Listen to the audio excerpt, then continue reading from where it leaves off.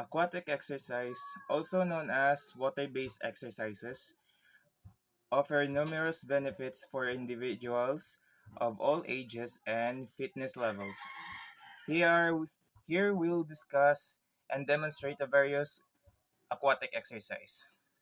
The benefits is low impact, reducing joint stress, improve cardiovascular health, increase flexibility and strength, enhance coordination and balance, relaxation and stress relief, suitable for rehabilitation and injury recovery.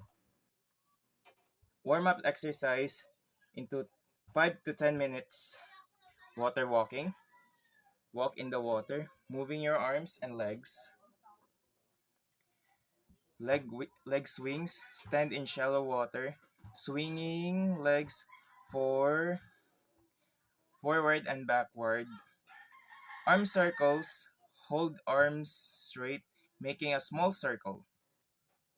So I will demonstrate the aquatic exercise for the upper body, which is we will start for push-ups.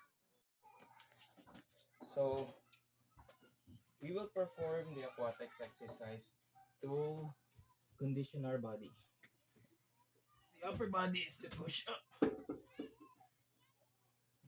squats for the lower body, and the core is whole plank or elbow plank.